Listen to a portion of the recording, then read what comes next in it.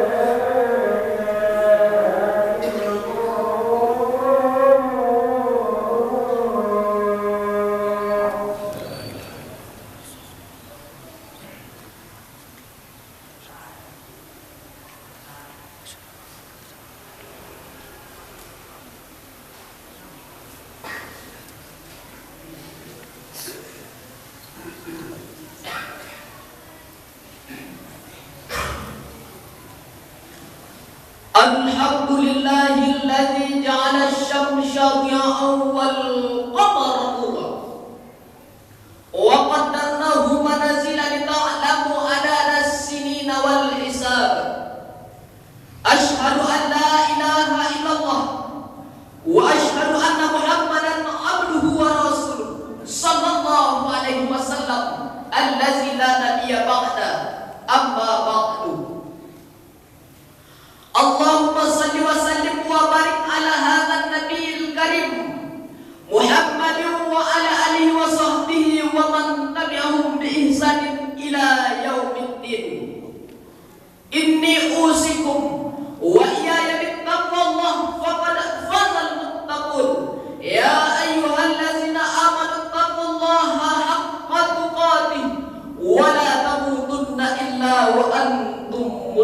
muslimun.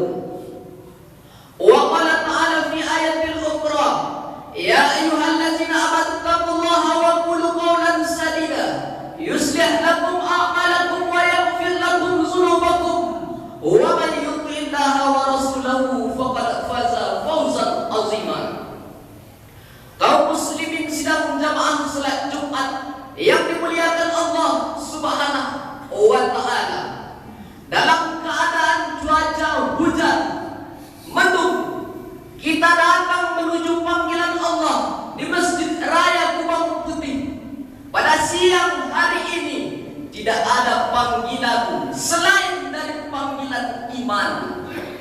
Selagi ada iman yang masih tertanam, selagi ada iman yang masih tertancap di dalam diri manusia, maka bersyukurlah kepada Allah dengan mengucapkan alhamdulillah.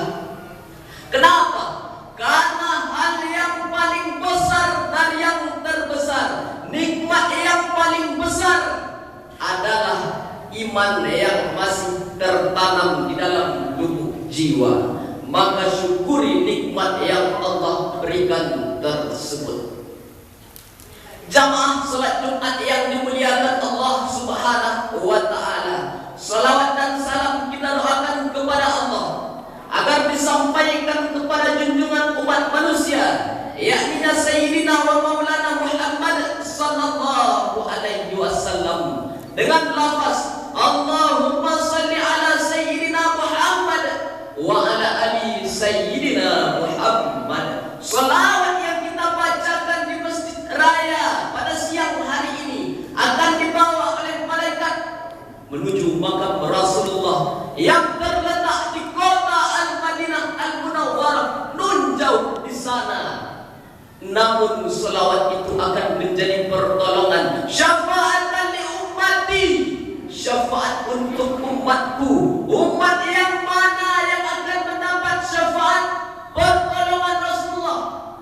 Umat yang akan mendapatkan pertolongan syafaat dari Nabi Muhammad adalah umat yang basah bibirnya, bergerak lidahnya, menyebut memuliakan Nabi Muhammad sallallahu alaihi wasallam.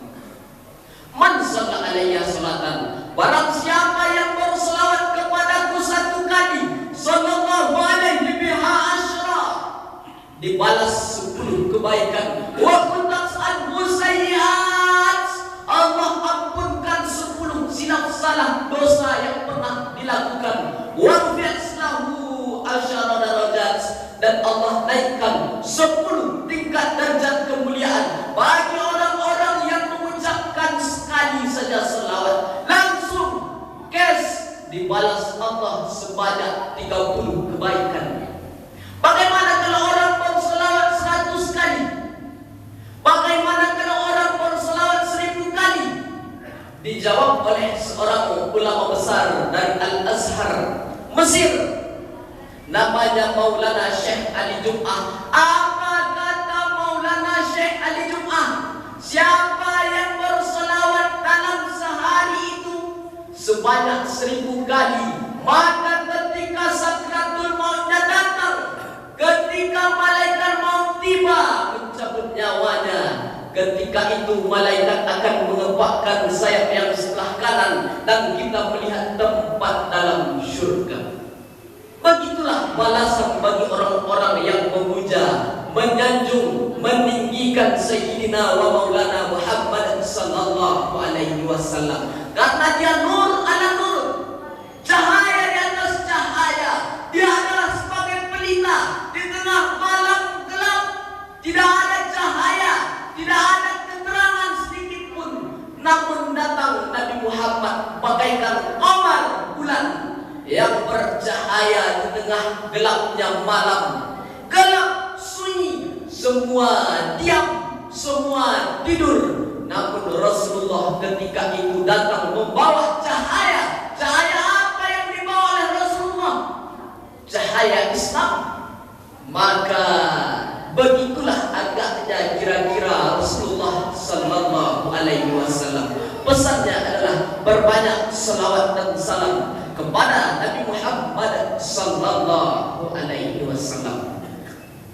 Jemaah Jumat yang dimuliakan Allah Subhanahu wa ta'ala, pada hari ini banyak orang-orang di tempat kita, di negeri kita, akan berangkat menuju Baitullah, melaksanakan ibadah haji ke kota Makkah Al-Mukarramah, berziarah ke makam Rasulullah sallallahu alaihi wasallam.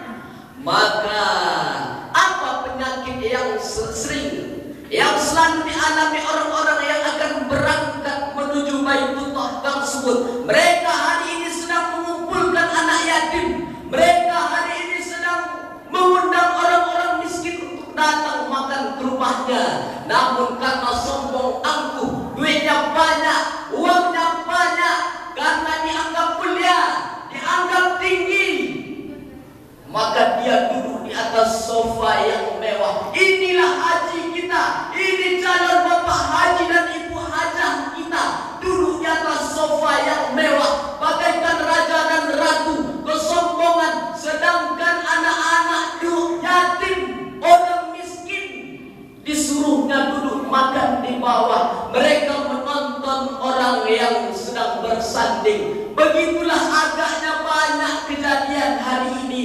Jangankan di tempat lain, di tempat kita pun masih ada seperti itu. Jemaah Jumat yang dimuliakan Allah Subhanahu wa ta'ala, apa yang akan kita sombongkan dalam hidup? Duit yang banyak, berangkat ke Baitullah, belum tentu akan mengampuni dosa kita. Kenapa? Karena mungkin agaknya ada sedikit uang yang kita bawa ke Makkah itu dari hasil haram, gaji karyawan, hasil korupsi.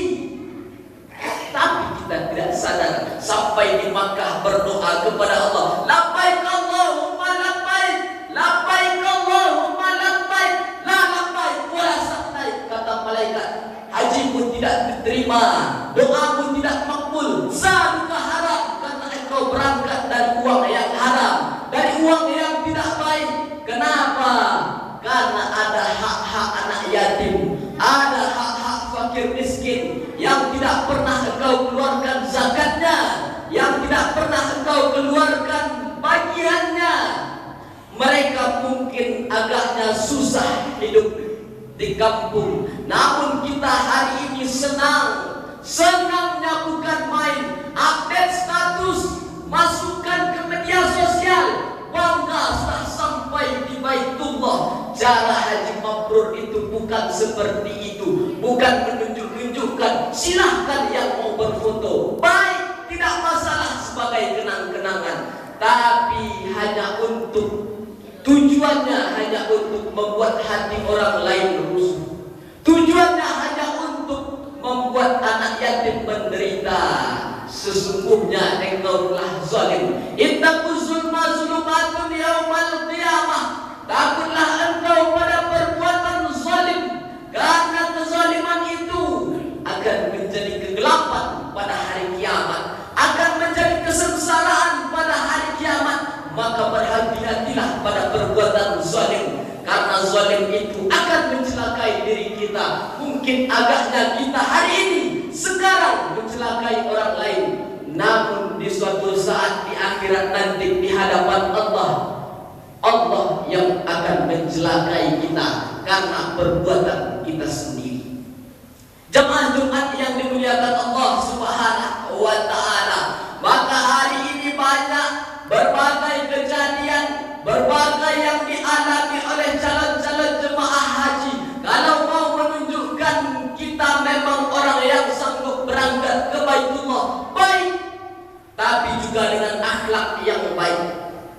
Kalau sanggup ke Baitullah, baik, tunjukkan sikap yang baik kepada orang lain. Diundang ustaz untuk memberikan nasihat-nasihat ke rumahnya, namun dia senang dengan santai duduk, menaikkan kaki di atas sofa, orang duduk di bawah. Mana adabmu?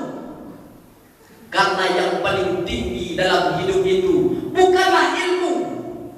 La ilma wala adabah. Tidak ada ilmu bagi orang yang tidak beradab. Maka adab itu penting daripada ilmu. Setinggi apapun namun kita tidak memiliki akhlak yang baik, namun kita tidak memiliki sikap sifat yang baik, justru itulah yang akan mencelakai diri kita sendiri. Jemaah Jumat yang dimuliakan Allah Subhanahu wa Ta'ala, yang akan disombongkan ini dalam hidup itu apa? Adakah orang kaya yang mau memikul jenazah kita ke liang kubur? Tidak. Yang akan memikul jenazah kita suatu saat nanti adalah orang miskin yang kita hinakan, orang miskin yang kita rendahkan hari ini. Itulah orang yang mau ikhlas memikul jenazah kita ke liang kubur. Tidak ada orang kaya yang mau, karena dia hidupnya gengsian, karena hidupnya merasa berkualitas. Tidak ada mereka yang mau memikul jenazah kita. Maka muliakan engkau yang kaya, banyak duit, banyak uang hari ini. Muliakan orang-orang miskin, muliakan orang-orang susah. Jangan sampai kita yang ikut menyusahkan mereka. Andaikan kita yang sombong, apalah agaknya yang akan disombongkan. Jasad yang hari ini dipakaikan pelembab yang paling lembut, dibersihkan setiap hari, namun suatu saat akan menjadi makanan, akan menjadi incaran bagi cacing tanah. Hidup ini hanya 3, kata Imam Hasan Al-Basri. Hanya 3 saja, tidak lebih dari 3. Apa yang 3 ini? Yang pertama adalah roh akan kembali kepada Allah, karena roh adalah milik Allah. Yang kedua, yang akan menjadi milik kita adalah amal, itu yang akan menjadi milik kita. Yang ketiga, jasad akan menjadi makanan belatung, busuk, berbau, tidak disukai orang, menjijikkan. Maka apa yang akan kau sombongkan, saudaraku yang dimuliakan Allah Subhanahu wa Ta'ala? Yang sombong-sombong hari ini silahkan, yang merasa tinggi hari ini silahkan, yang merasa bangga berjalan di atas dunia silahkan, hidup sesuka hatimu, silahkan hidup semaumu, silahkan berbuat sekehendak hatimu. Namun ingat, fa'innaka mayyit, sesungguhnya kau akan menjadi bangkai, akan dimakan oleh cacing, akan diinjak orang, akan direndahkan orang. Tidak ada selama ini orang yang memadatkan tanah kuburan itu dengan tangan, tak pernah. Mereka memadatkan tanah kuburan itu diinjaknya kita di bawah, namun diinjak orang di atas. Begitulah agaknya kondisi kita dalam kubur. Lalu yang sombong-sombong silahkan berbuat semaunya, yang suka mempersulit urusan orang silahkan berbuat, tidak apa-apa. Namun ingat, fa'innaka mayyit, begitu bunyi hadisnya, engkau akan menjadi mayat, bangkai, busuk dan berbau.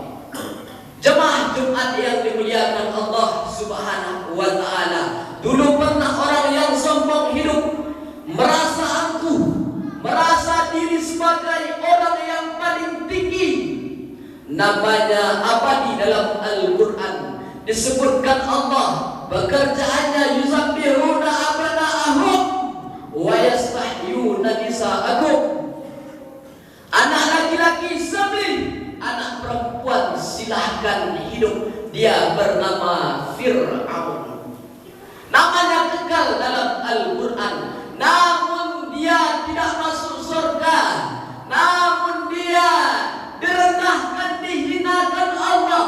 Kenapa? Karena ulah kesombongannya. Bahkan dia sampai mengaku, ana rabbukumul a'la, akulah Tuhan yang paling tinggi. Adakah Tuhan yang paling hebat selain aku? Beginilah kalau orang-orang yang hebat, lama berpuasa. Dia berpuasa selama 400 tahun. Setelah itu masih ada orang-orang yang sombong. Namanya juga abadi dalam Al-Quran. Setiap tahun disampaikan oleh Khatib Idul Adha. Dia bernama Namrus. Dia menyuruh, memerintahkan membakar Nabi Ibrahim alaihissalam.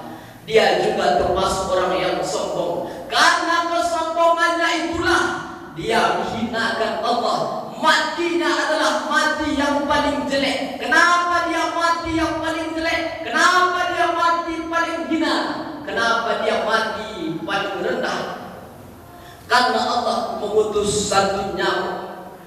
Nyamuk itu masuk ke telinganya, menggigit telinga, sakit sampai ke otaknya, maka dia mati dalam keadaan digigit nyamuk. Nyamuk yang hina kecil, satu kali kita tepuk mati nyamuk tersebut. Namun tidak bagi Nabi, namun tidak bagi Namrus. Dia dihinakan Allah, mati di tangan nyamuk, dalam gigitan nyamuk. Begitulah Allah mau menghinakan orang-orang sombong. Kalaulah ada orang sombong di tempat kita, jangan sampai kesombongan kita, bangga kita, bangga dengan popularitas, sombong dengan jabatan, sombong dengan uang yang banyak. Ingat, Allah akan menegur kita. Allah tidak sama menegur kita seperti menegur anak sendiri, tidak. Tapi Allah akan menegur kita dengan apa? Disuruhnya Gunung Merapi meletus. Sampai hari ini Gunung Merapi tersebut tidak berhenti mengeluarkan abu vulkanik. Zaharal fasadu fil barri wal bahri bima kasabat aydin nas. Telah terjadi kerusakan di dunia ini atas ulah tangan manusia. Manusia yang mana yang berulah tersebut? Pastilah orang-orang yang sombong berbuat sekehendak hatinya, semau dirinya, mau dia sendiri, kehendak dia sendiri, perbuatan dia sendiri. Maka justru itulah yang akan mengundang azab Allah. Banyak azab Allah yang akan turun. Pertama, Gunung Merapi meletus. Mereka mengeluarkan abu yang panas, batu yang panas. Padahal tempat kita tidak terlalu jauh dari Gunung Merapi tersebut. Kalaulah disuruhnya air naik ke atas, naik ke rumah orang, maka sesungguhnya itu adalah Allah sedang menegur kita. Andaikan tetangga sebelah rumah kita yang ada di samping rumah kita, mereka sedang berbuat dosa, kira-kira apakah mereka saja yang salah? Apakah kita yang beriman pun yang salah? Yang salah adalah diri kita yang beriman, diri kita yang taat. Kenapa? Kenapa kita tidak mau menasihati orang-orang tetangga kita yang sedang berbuat dosa? Kenapa kita tidak mau memberikan masukan, memberikan arahan, memberikan hal-hal yang baik kepada tetangga kita yang tidak berbuat baik, yang selalu berbuat dosa? Yang salah sebenarnya kita, mereka yang berbuat dosa. Tapi ketika azab Allah itu turun, ketika teguran Allah itu datang, apakah banjir akan datang hanya ke rumah mereka? Apakah letusan abu vulkanik itu akan datang ke rumah orang yang berbuat dosa? Tidak. Semua akan disapu rata, karena air tidak berpikir, karena abu angin vulkanik pun tidak berpikir. Ini rumah orang beriman, ini rumah orang yang baik, ini rumah orang yang taat. Mereka tidak berpikir, namun mereka akan lintas semuanya. Maka kalau ada, berikan nasihat kepada tetangga kita. Kalau ada mereka yang sedang berbuat dosa, berikan masukan-masukan yang baik. Ud'u ila sabili rabbika bil hikmah. Ajak mereka kepada jalan yang baik dengan hikmah, dengan lemah lembut, baik wal mau'izah, dengan hal-hal yang baik. Jamaah Jumat yang dimuliakan Allah Subhanahu wa ta'ala, sebelum Idul Adha, hari raya kurban, kita harus mengevaluasi diri kita. Apalagi ini kita baru keluar dari bulan Ramadan, bulan yang amat suci. Namun kita perlu hasibu anfusakum qabla an tuhasabu. Hitunglah diri kita, tanyai diri kita hari ini sebelum diri kita ditanya, dituntut di hadapan Allah Subhanahu wa ta'ala. Maka evaluasi diri kita hari ini, tanya diri kita hari ini, sudah berapakah persiapan amal kita untuk menghadap pada Allah? Berapa banyak dosa yang pernah kita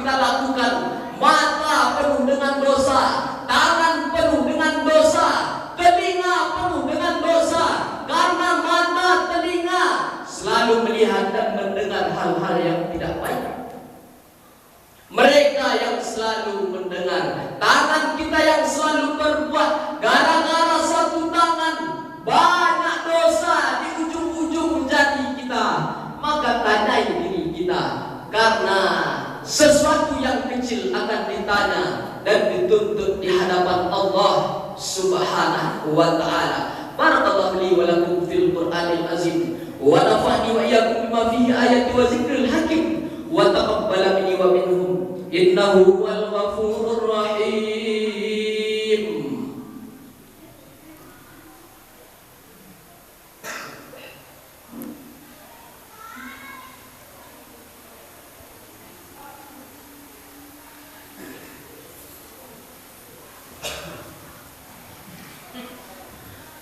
Alhamdulillahilladzi bi ni'matihi tatimmus shalihat, wassalatu wassalamu ala sayyidis sadat allazi ahlil fadail wal karawat.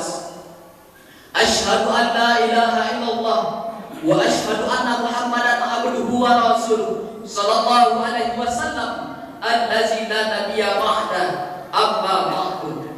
Allahumma salli wa sallim wa barik ala hadzal nabiyil karim Muhammadin wa ala alihi wa sahbihi wa man tabi'ahum bi ihsanin ila yaumiddin. Inni usikum wa iyaya bittaqwallah faqad fazal muttaqun. Ya ayyuhallazina amanu taqullaha haqqa tuqatih wa la tamutunna illa wa antum muslimun. Qala Allah ta'ala fil Qur'anil azim, a'udzu billahi minasy syaithanir rajim. Bismillahirrahmanirrahim. Wal 'asr innal insana lafi khusr illa allazina amanu wa amilus shalihat wa tawasaw bil haqq wa tawasaw bis sabr. Innallaha wa malaikatahu yusalluna 'alan nabi ya ayyuhallazina amanu sallu 'alaihi wa sallimu taslima. Allahumma shalli 'ala Muhammad wa 'ala ali Muhammad kama shallaita 'ala Ibrahim wa 'ala ali Ibrahim wa barik 'ala Muhammad wa 'ala ali Muhammad kama barakta 'ala Ibrahim wa 'ala ali Ibrahim fil alamin innaka Hamidum Majid.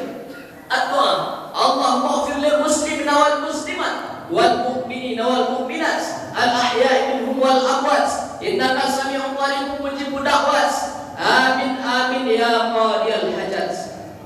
Allahumma inna nas'aluka salamatan fid din wa afiatan fil jasad wa ziyadatan fil ilmi wa barakatan fil rizqi wa taubatan qabla al maut wa rahmatan indal maut wa maghfiratan ba'dal maut.